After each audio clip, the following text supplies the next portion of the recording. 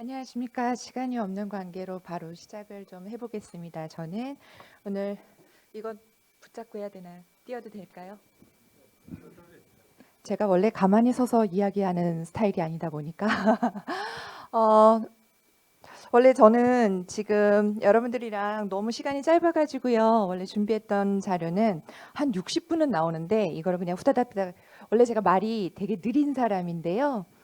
오늘 오토바이 한번 달아보겠습니다. 그러니까 지루하시더라도 조금만 참고 같이 들어주시면 감사하겠습니다. 저 소개를 다시 한번 하겠습니다. 저는 팬글로벌 대표 서주영이기도 하지만 제가 이 자리에 쓴 거는 아무래도 제 책 때문에 쓰지 않았나? 네, 저는 꼼꼼한 아마존셀러 가이드북이라고 하는 책의 저자 서주영이기도 합니다. 인사드립니다.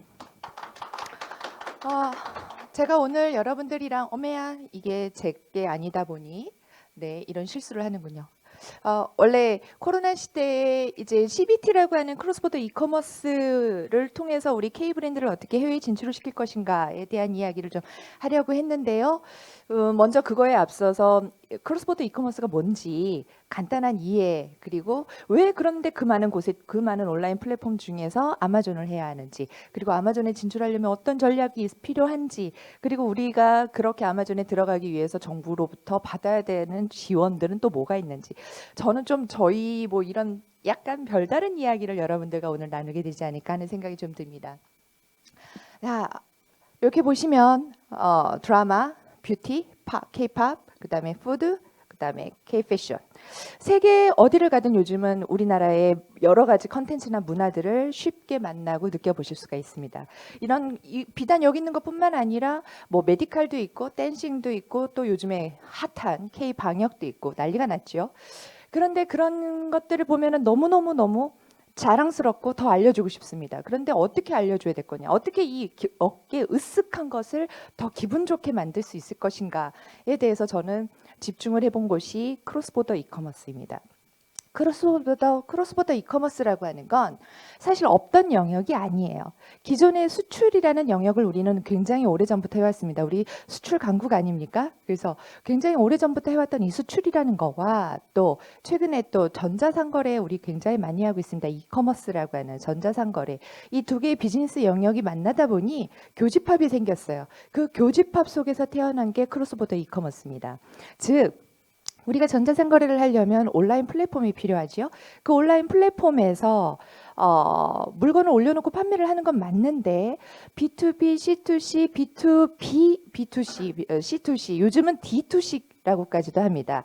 다이렉트 커스터머라고 해서 그런 형태로 해외에 있는 고객들에게 직접 판매를 하는 거를 말합니다. 그럼 해외에 있는 고객들에게 직접 판매를 하는 거니까 수출이라고 보시는 게 맞죠. 그래서 두 개의 영역의 교집합이 생기면서 생겨난 영역이 크로스보더 이커머스다. 그런데 원래는 지금 우리나라만이 아니라 전 세계가 이 크로스보더 이커머스에 되게 집중을 하고 있는데 하나하나 좀 설명을 드리면 좋겠지만 시간 관계상 세계가 이렇게 집중을 하고 있고 세계에서 크로스보드가 이렇게 성장을 많이 하고 있어요. 이렇게만 요 장표에서는 말씀을 드리고요. 오토바이 단 거 맞죠, 제가? 우리나라는 조금 보겠습니다. 우리나라의 경우는 지금 2018년도에 이게 나오나요? 네, 모르겠습니다. 이게 역시 제 거가 아니에요. 2018년도에 32억 달러의 크로스보더 이커머스로 수출을 진행을 했습니다.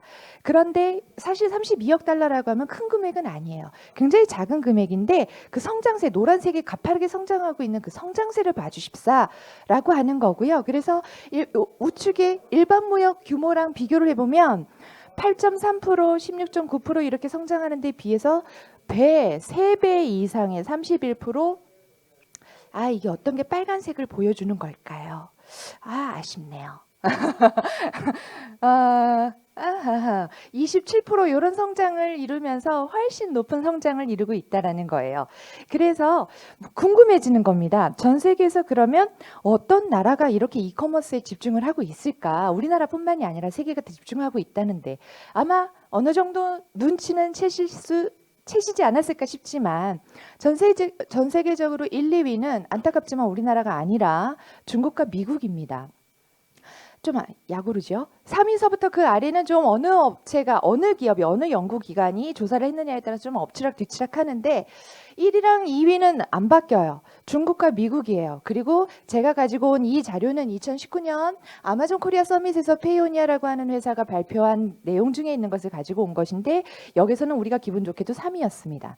근데 보니까 1위 중국, 3위 한국, 7위 일본, 한중일이 10위 안에 다 들어가 있습니다. 이건 뭘 의미하느냐? 세계 여러 나라에서 전자상거래가 되게 중요하지만 아시아 태평양 국가에 있어서 전자상거래가 크로스보더가 전자상거래에 있어서 차지하는 비중이 굉장히 높다라는 거를 여러분들이 요 하나만으로도 충분히 아실 수 있지 않나라는 생각을 들고요. 그래서 비교를 해봤습니다. 우리는 3위인데 1위 중국은 얼마나 잘해가지고 1위를 헤쳐먹고 있을까? 제가 말이 조금 고급지지가 못합니다. 죄송합니다. 그래서 비교를 했는데 아까 제가 말씀을 드렸어요. 2018년도 자료를 제가 갖고 오는 이유는 2018년도에 우리가 조금 유의미한 해였어요. 무역업계에서는. 왜? 최초로 6천억 달러를 달성을 했거든요. 여기처럼. 이 6천억 달러를 달성을 했기 때문에 2018년 자료를 가지고 왔는데 근데 아쉽게도 이 총 수출액 6천억 원 중에 0.6조 달러 중에 우리 온라인 이커머스로 수출이 된 금액은 아까 말씀드렸죠. 32억 달러밖에 없었습니다. 그래서 0.5%에 지나지 않았어요. 그런데 동기간 같은 해 중국을 한번 보시면 중국은 2.4조 달러의 수출을 이루어요. 그런데 그 2.4조 달러의 수출 중에 놀랍게도 54%가 온라인 이커머스로 인한 수출이었습니다. 그러니 한국과 비교를 하면 550배 차이예요. 4배의 오프라인 차이에서 총 수출액의 차이에서 550배의 차이가 나는 거죠. 이걸 보면 자존심 상해 충격이야. 아우 왜 이래? 라고 생각하실 수도 있어요. 맞습니다. 우리는 뒤지고 있는 것도 맞습니다. 그런데 속은 상하고 자존심도 상하고 부글부글 끓기도 하지만 반대로 생각을 해보면 그만큼 우리나라 K브랜드가 해외를 통해서 이커머스를 통해서 해외로 나갈 수 있는 기회가 굉장히 많다라는 긍정을 또 보실 수가 있지 않을까 싶어요. 왜냐하면 전 세계에는 이렇게 많은 온라인 이커머스 플랫폼들이 있기 때문입니다. 여기는 다 기재하지도 않았어요. 일부분만 기재를 했는데 보시면 뭐 이베이도 있고 라쿠텐도 있고 라자다도 있고 쇼피도 있고 월마트도 있고 뭐 여러 개가 있는데 제가 동글뱅이 쳐놓은 거. 전 세계 전 대륙에 다 있는 아마존만큼 전 세계에 다 뻗쳐 있는 온라인 마켓플레이스가 없습니다. 그래서 아마존은 우리는 들어가면 전 세계에 들어가는 거와 마찬가지다라고 우리가 이야기를 하는 거고요. 그래서 아마존에 집중을 하자라는 이야기를 하는 겁니다. 다시 말씀드려서 아마존은 전 세계에 18개 국가의 마켓플레이스를 운영을 하고 있어요. 그런데 이 18개 마켓플레이스를 통해서 198개국에 실제로 물건을 구매하는 고객을 3억 명 이상을 보유하고 있고 유럽에서도 넘버원, 일본에서도 넘버원인 이커머스, 명실상부한 세계 최고의 온라인 마켓플레이스지요. 이렇게 전 세계에서도 영향력을 떨치고 있다 보니 미국 내에서의 영향력은 우리 말할 것도 없을 것이라고 다 아실 것 같아요. 미국 내에서 가장 인기 있는 온라인 마켓플레이스는 두말할 것 없이 아마존이고 이제는 더 중요한 거는 또 다른 부분을 보시면 이 부분이에요. 우리는 뭔가 상품을 구매를 하려고 하면 어디를 들어갑니까? 내 땡땡? 내 땡땡. 네이버도 내고 다음이군요. 다 땡땡. 다 땡. 이런 데로 들어갈 텐데요. 그들은 그렇지가 않다라는 거죠. 물건을 구매하고 물건을 검색을 하기 위해서도 바로 그냥 아마존으로 검색을 해서 들어가서 아마존에서 찾고 아마존에서 구매를 하는 비율이 66%라는 겁니다. 즉 이제는 단순히 물건을 사고 파는 마켓플레이스로만 인식을 하는 것이 아니라 아마존을 검색 엔진으로도 인식을 한다라는 거예요. 이렇게 아마존이 미국을 꽉 잡고 성장을 해버리니 많은 기업들이 우리 이제 들어가야 되겠다라고 생각을 합니다. 아마존에.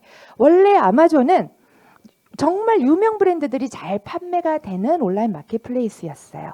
그런데 그러한 중소기업들의 니즈나 서로 기업들이 아마존에 들어가려고 하는 것을 잘 캐치를 하고 2017년도에 양상을 확 바꿉니다. 체제를 바꿔요. 그래서 2018년도에 그 거래를 보시면 중기업도 아니고 190만 개 이상의 미국 내에 있는 소규모에서 그런 기업들이 160억 달러 이상의 매출을 내고요. 그렇게 유명 브랜드가 잘 판매가 되던 시장이 중소기업들의 제품이 잘 판매가 되는 게 50% 이상이 중소기업 제품들로 차지하게 되는, 이렇게 싹 형태가 바뀌어지는 형태가 돼버려요. 그러다 보니 이러한 영향은 우리 한국에도 당연히 영향을 미치겠죠. 한국 기업들도 야, 아마존 들어가야겠다라는 생각을 하실 수밖에 없겠죠. 그래서 많은 한국 기업들이 아마존에 진출을 합니다.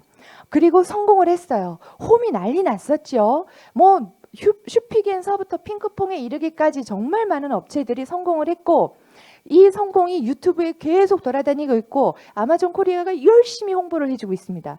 이것의 영향으로 인해서 우리나라의 이제 중소기업들이 아싸 이제 우리 아마존 들어간다라고 생각을 하시게 돼요. 그거 너무 좋죠. 너무 감사합니다. 땡큐입니다. 그런데 문제가 생겨요. 왜냐하면 우리나라 기업들이 아마존을 뭐라고 알고 있냐면 오픈마켓이라고 알고 있거든요. 오픈마켓은 누구나 쉽게 들어갈 수 있는 곳이에요. 너무 쉬운 곳이에요. 우리나라의 뭐 G마켓이나 옥션이나 11번가를 비하하자는 게 아니라 우리나라의 오픈마켓에 익숙하신 우리나라의 중소기업 업체분들이 쉽게 생각하고 들어가려고 하신 거예요. 근데 그렇게 생각하고 들어가시는 분들 감히 여기서 말씀을 드리면 100% 실패합니다. 100점 100패입니다. 왜냐하면 아마존은 그런 오픈마켓이 아니고 아마존은 뭐라고 말씀을 드려야 될까요? 아마존은 물건 하나를 판매하기 위해서 중요한 마켓플레이스가 아니기 때문에 그래요. 그러면 어떤 관점으로 아마존을 바라봐야 될 것이냐? 이런 관점이에요. 여기 코스알엑스의 이종성 과장이 인터뷰를 한 부분이 있는데 이게 너무나도 정답이어서 제가 여기에 넣어왔어요. 아마존을 바라봐야 되는 관점은 물건 하나를 판매하기 위한 곳, 그래서 들어가는 것이 아니라 미국 시장 혹은 전 세계 시장에 진출하기 위해서 전략적 통합 마케팅 채널로 바라봐야 한다는 것입니다. 이게 빙고예요. 이렇게 하지 않으시면 그 어떤 대기업도 들어가도 힘들어요. 아무도 모르시겠지만 여기 계시는 분들은 사실 아마존에 가입을 하는 게 아마 뜨아하실 겁니다. 아마존에 가입 하나 하는데 몇 개월 걸립니다. 가입 동시에 계정 정지 걸리기도 하고요. 보류 떨어져서 몇 개월 걸려요. 너무너무 힘들게 진을 빼서 계정 하나를 트면 그럼 바로 상품을 등록할 수 있는 것도 아니에요. 상품을 등록하기까지가 수개월이 걸리는 시장이에요. 그러고 나서 판매가 되기까지는 1년이라는 시간이 훌쩍 걸립니다. 그럼 놀래버리시죠. 그러니 준비가 안 되고 전략이 없이 들어가시는 우리나라의 많은 중소기업 업체들이 뒤로 낮아빠지시고 실패하실 수밖에 없는 거예요. 그래서 우리는 아마존은 들어가야 되는 시장입니다. 세계 시장을 장악하기 위해서라도 들어가야 되는 시장이기는 한데 전략을 가지고 들어가자라는 겁니다. 어떤 전략을 가지고 가야 될 것인가.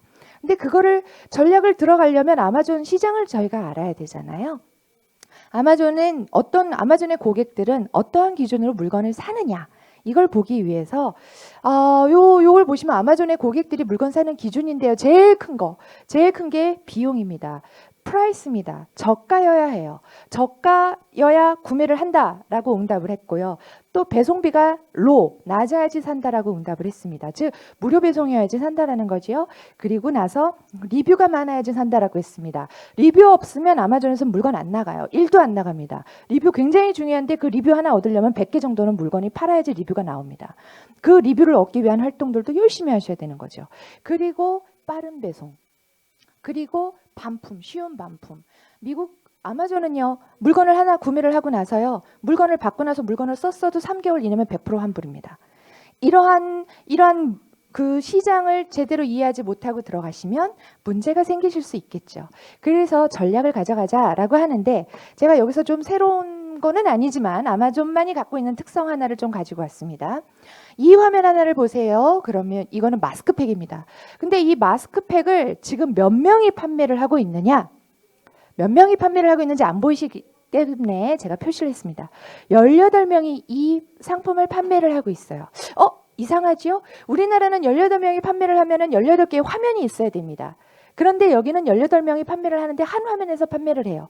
그러면 누군가가 고객이 바이 나우를 누른다고 하면, 애드 투 카트를 누른다고 하면 18명 중에 한 명의 제품만 나갈 거 아닙니까? 그게 누구냐면 지금 여기에서는 로열 플래그십이라고 되어 있는 셀러의 아이디로 되어 있는 셀러의 것이 나가요. 그러면 나머지 17명은 여기서 죄송하지만 병풍이에요. 병풍으로 있다가 자기 이름이 여기에 노출될 때까지 기다려야 돼요. 그러면 18분의 1 공평하게 돌아가면서 먹는다고 해도 매출은 18분의 1로 주는 거죠. 그런데 뒤 화면 한번 보실까요?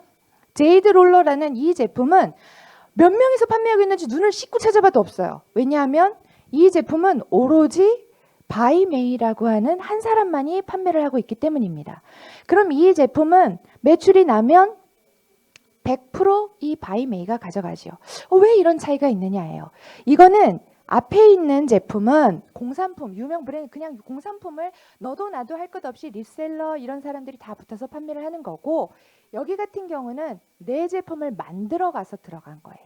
내 제품을 만들면 누군가가 같이 판매할 수 없어요. 이게 아마존의 노출 전략이에요.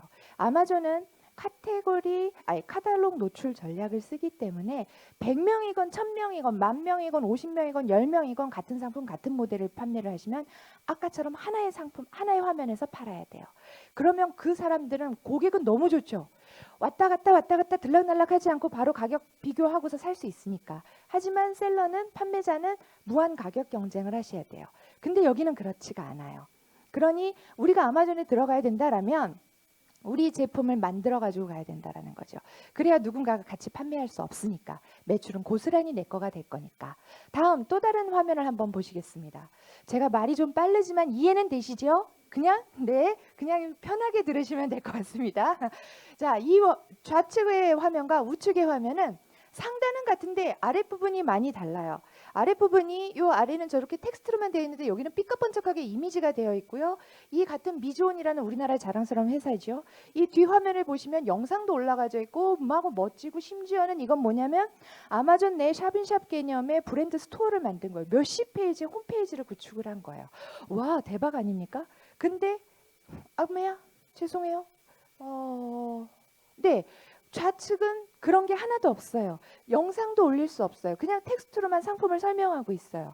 저거 누가 딱 들어와서 보면 누가 저걸 사려고 하겠습니까? 다 이걸 사려고 하지.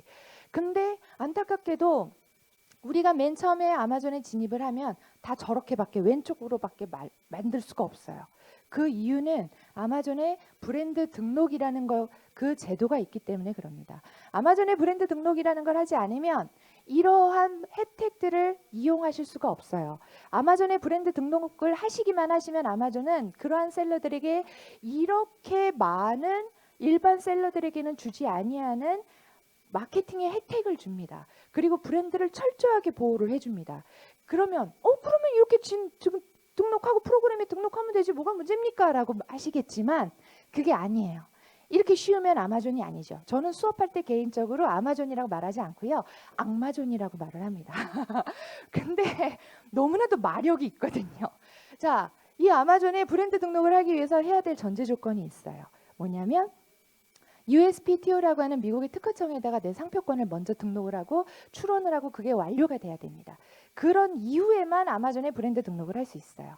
아마존 미국 정부가 보호해주는 브랜드 우리 아마존도 보호해줄게 이건데요. 근데 USPTO에 상표권을 등록하는 게 돈은 그냥 우리 다 기업이시니까 한 1,500불 그렇게 많지 않으니까 또 코트라 지원도 있으니까 그렇다 치는데 기간이 10개월이에요. 그러니 이 오랜 시간 동안에 이러한 혜택들을 하나도 이용을 하실 수 없기 때문에 우리 회사가 아마존에 들어가야겠다라고 하신다면 가장 먼저 생각하셔야 될 전략 중에 하나는 이 브랜드 등록이라는 거고 상표권을 등록을 하시는 거에 있다라고 말씀을 드리고 싶어요. 세 번째는 저 아직 15분 안 된 것 같아요. 해도 되죠? 세 번째는요. 빠른 배송 아까 전략에 빠른 배송이 있었잖아요. 빠른 배송을 하셔야 되는데 아마존이 참 재밌게 고객을 두 가지로 나눠놨습니다. 하나는 프라임, 유료 고객 2분 남았습니까? 네, 더 달려보겠습니다. 프라임 고객과 비프라임 고객으로 나눠놨는데 프라임 고객은 뭐냐면 프라임 고객은 1년에 $119라는 돈을 내요. 그런데 그 $119라는 돈을 내는데 혜택을 줘야 되잖아요. 그 혜택을 주는 것 중에 어떤 혜택을 주냐면 무료 배송 혜택을 줍니다. 당일 무료 배송, 이틀 내 무료 배송. 그런데 프라임 회원은 아무 물건을 사도 다 그렇게 주는 것이 아니고 프라임 회원이 프라임 제품을 구매했을 때만 그런 혜택을 줘요. 그럼 프라임 제품이 뭐냐라고 또 물어봐야 되잖아요. 그 프라임 제품이 이런 거예요. 아마존 창고에 물건을 먼저 넣어두고 물건이 주문이 일어나면 아마존이 배송을 해줄 수 있도록 하는 거. 그게 프라임 제품이에요. 그런데 이 프라임 제품을 프라임 회원이 얼마나 많으냐가 따라 중요할 거 아닙니까? 미국의 총 인구가 3억 3천입니다. 애기들 응애까지 다 합쳐서 3억 3천입니다. 그런데 지금 2019년 12월 말로 아마존의 프라임 회원으로 가입이 되어 있는 회원이 1억 1,200만이에요. 3억 3천은 1억 1,000이에요. 이것만도 대단하지요. 그런데 더 중요한 건 뭐냐면 세대수를 보셔야 된다는 거예요. 이런 프라임 멤버는 가족 중에 한 명만 있어도 다 공유해서 쓸 거 아닙니까?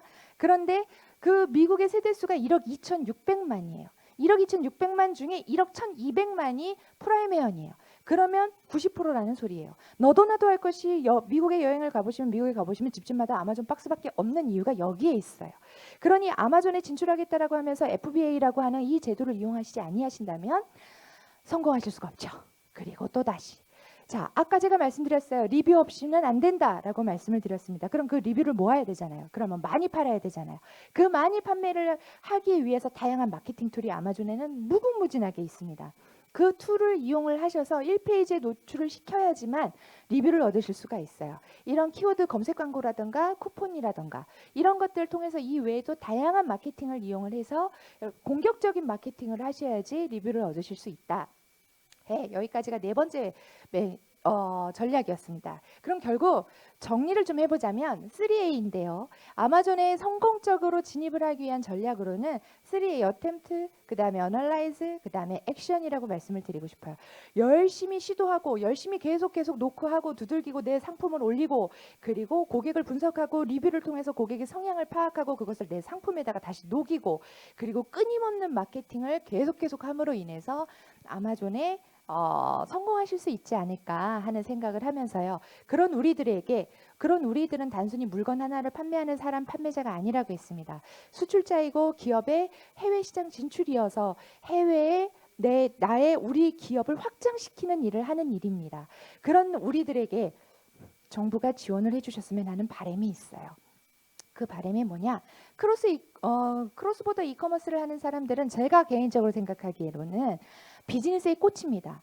왜냐하면 이들은 무역도 알아야 되고 생산도 알아야 되고 유통도 알아야 되고 마케팅도 알아야 됩니다. 비즈니스를 하기 위한 모든 것을 다 꿰뚫고 있어야 돼요. 그러려니 공부도 많이 해야 됩니다. 더군다나 우리나라 것만 알면 안 됩니다. 내가 진입하고자 하는 그 나라의 모든 것을 알아야 됩니다. 그런데 가장 시급한 거 전문 인력이 없어요. 정말 인력이 많이 없고요. 그리고 정말 인사이트를 할 수 있고 내가 능력을 키워나갈 수 있는 데이터가 부족합니다. 그래서 그런 데이터들, 정보를 분석하고 데이터를 공유하는 그런 시스템이 필요하고요. 또 이 산업이 생겨난 지가 너무 얼마 안 됐어요.